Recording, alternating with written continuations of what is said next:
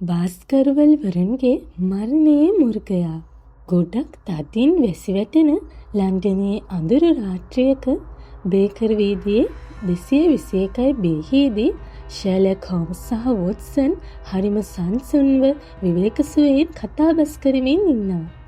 ඒත් ඔවුන් දැනගෙන හිටියේ නෑ තව මොහොතකින් එන අමුත්තා ඔවුන්ට ගොඩක් භයානක සහ විශාල අභිරහසක් සහිත නඩුවක් ගෙනෙන බව. හරි.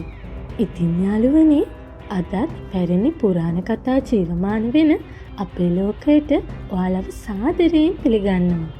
කතාවට යන්න කලින් මේ වීඩියෝ එකට ලයික් එකක් දාලා අපේ channel එකට subscribe කරන්න. හරි එහෙනම් වැඩි කතා නැතුව අපි යමු අපේ කතාව පැත්තට. ඔන්න ඉතින් මේ අඳුරු රාත්‍රියේ ෂර්ලොක් හෝම්ස් සහ වොට්සන් ඉන්න ගෙදර කවුරු හරි දොරට තට්ටු කරනවා වුණා. වොට්සන් මේ කවුද බලන්න දොර අරිද්දින් ඇතුළට ඇවිදගෙන ආවේ මෝටිමර් නම් වෛද්‍යවරයෙක්. ඔහුගේ මුහුණ ලස්සනට තිබුණත් දැස තුළ බියක් හා කම්පනයක් පිරීලා තිබුණා.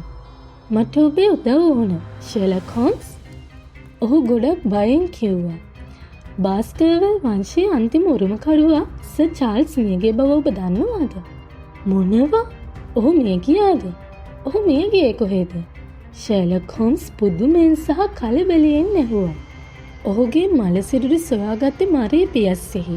ඔහු මිය ගිය තැනේදී විශාල පාදසලකුණු තිබුණා. මානව පාදසලකුණුද? ෂර්ලොක් ඔහුගෙන් ඇහුවා. නැහැ, ඒ මරණීය මුර්ගයාගේ පාදසලකුණ.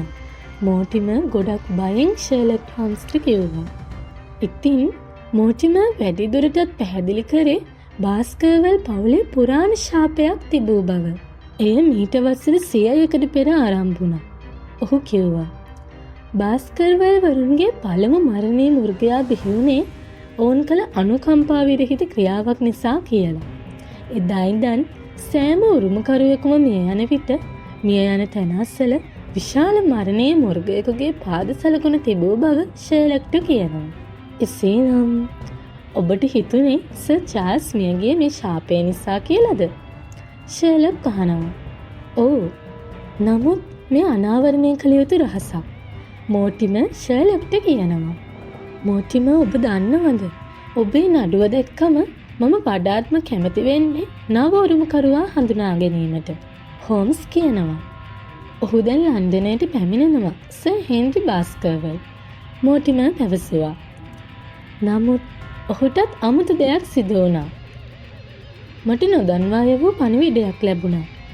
හෝම්ස් අසම්පූර්ණව ලියවුණු වචන පරීක්ෂා කරමින් කියවීය. ඔබ මරේ පියස්සට යා යුතුමද? එසේනම් ඔබටත් නිසැකවම හිමිවන්නේ මරණය. දෙවියනේ, මේ නපුරුතම තර්ජනයක්. වොට්සන් කීවේය. නමුත් එය පමණක් නොවේය. සර් හෙන්රිගේ සපත්තු අතුරුදන් වී තිබුණි.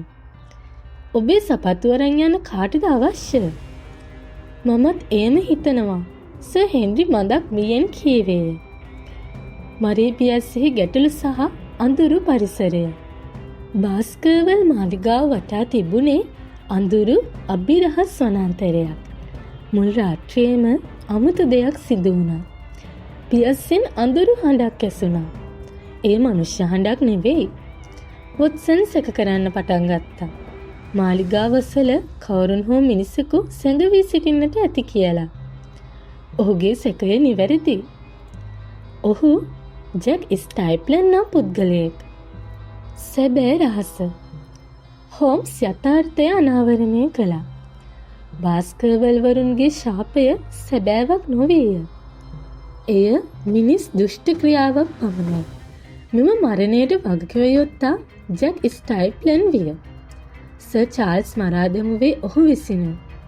ඉතින් ඔහුගේ මීළඟ ඉලක්කය සර් හෙන්රි විය. අවසානය. හෝම්ස් සැලසුමක් සැදුවා. සන්ධ්‍යාවේදී සර් හෙන්රි මරේ පියස්සෙහි ඇවිදගෙන ගියා.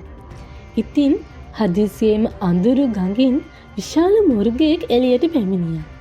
ඒ විශාල මරණය ගෙනෙන මුර්ගයෙක්. අවදානමට සූදානම් වෙන්න. හෝම්ස් කෑ ගසා බලා සිටියේය.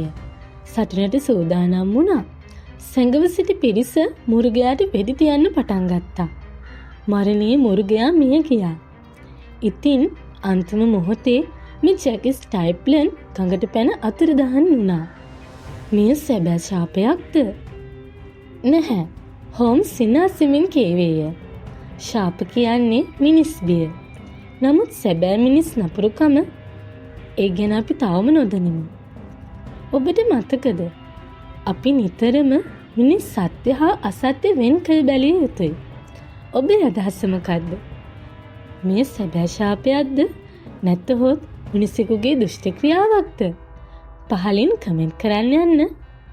ඉතින් යාළුවනේ, මේ වීඩියෝව ඔයාට වැදගත් කියලා හිතනවා නම් ලයික් එකක් දාන්න. තවත් මේ වගේ වීඩියෝ බලන්න කැමති නම් අපිව සබ්ස්ක්‍රයිබ් කරන්න.